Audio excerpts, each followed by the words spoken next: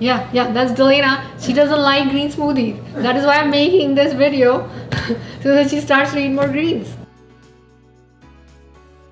You know, what we eat when we're kids shape how we react to different kinds of foods when we grow up. For example, whenever I post any kind of green recipe where the greens get pureed into a sauce which look kind of like a smoothie, a lot of the people often don't try it because probably it looks like a smoothie.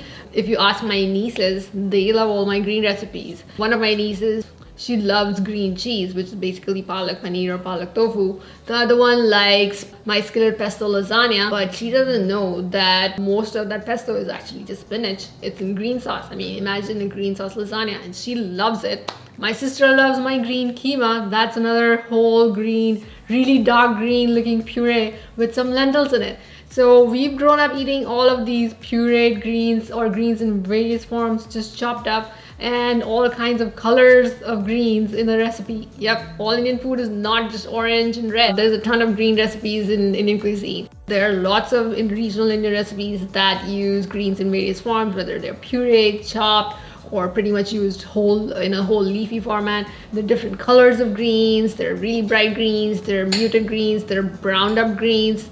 We grew up eating all of those greens, so whenever we see a green dish, there is no judgment about it. But imagine me posting a creamy green lasagna and might get comments about how unappetizing it looks. It's sometimes a challenge to make these green colored foods look pretty, but I do try, and the way they look doesn't take away from the fact that they're super delicious. They have all of this amazing flavor, they have so many spices, there are so many different ways to make it. They're super nutritious as well. Here are 4 of my recipes that celebrate the greens. Many of them use spinach because that is the most easily available. I often also like to use mustard greens and chard, but use whichever greens that you have. You can use lesser of the greens or more of the greens. It just really depends on you. So let's start with the easiest one, that is my palak tofu, which basically translates to tofu with a spinach curry. It is super easy. You just press and cube the tofu. We crisp up the tofu with some ground cumin, garam masala, garlic powder. For the sauce, we blend up some spinach, some non-dairy milk, some cashews or nuts if you don't want to use cashews, garlic, ginger, a hot green chili pepper, some tomato, salt, sugar, and spices like garam masala. Add that sauce to the tofu skillet and cook until the garlic is cooked and it doesn't smell raw, and that's it. Then you taste it and adjust the flavor. Garnish it with some cashew cream or non-dairy cream and serve with some hot naan, flatbread, roti, rice, or some garlic bread.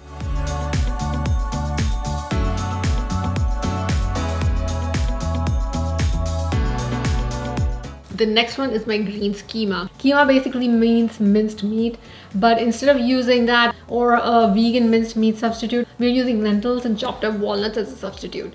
For the green sauce, we're blending up some spinach, cilantro, mint. Mint adds an amazing flavor. Hot green chili, some coriander seeds, cumin seeds, or ground versions of it, some cardamom, black pepper, and some stock. And then this is our sauce, which is prepared ahead so that we can add it to the aromatics. To cook the aromatic base, we're cooking onion with fenugreek seeds and ginger garlic, some ground coriander, dill, and garam masala until the onion is golden. Then we add the sauce, some more stock, and the lentils and the walnuts, and mix all of this up and cook until the lentils are cooked to preference. Then you can add in a cream element like some non-dairy yogurt or cashew cream and mix that in, taste and adjust the flavor, and you're ready with this delicious green keema. You can serve this with naan or rice or with sourdough or garlic bread. If you want to hide it, you can hide it in a pita bread and top it with some lettuce, cucumber, onion, and some lime juice and salt and pepper. You can add it to quesadillas or add to burritos. It is a really delicious green dish that you must try. The next one is my chickpea lentil quinoa spinach stew. It's got 3 kinds of protein. There are the chickpeas, lentils, and some quinoa, and they all cook in this really delicious spinach sauce that needs just a blender. The whole dish comes together in one pan and takes just 30 minutes and is a perfect weeknight meal.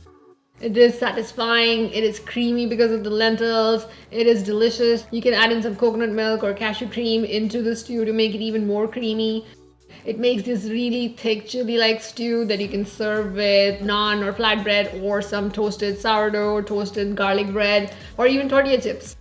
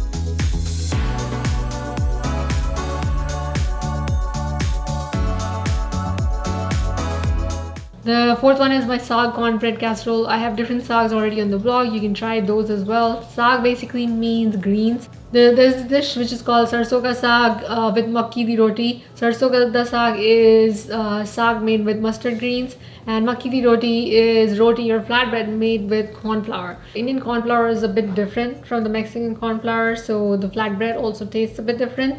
But instead of making the whole production of making the saag, which is just greens, and then making, rolling out many of these flatbreads, I converted it into a casserole dish.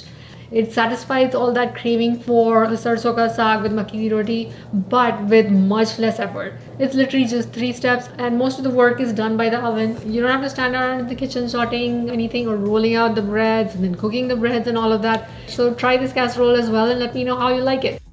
For the Saag cornbread casserole, add the spices and the oil and the aromatics to the baking dish and mix well. Top it with all of the greens, some quinoa. Add the water stock and then press the greens down. Cover the baking dish with the parchment and bake. To make the cornbread batter, mix the all-purpose flour, cornmeal, salt, baking soda, the carom seeds or cumin seeds. Then add in the oil and the water and make the batter. Then take the baking dish out of the oven. Now to the saag, we're going to add this spiced oil. This is what it gives it the authentic saag flavor. Top it with the cornbread batter. Cover again with the parchment and put it for baking again. Slice and serve. And that is your Saag cornbread casserole. It will remind you of the staple Punjabi dish, but without all of that effort.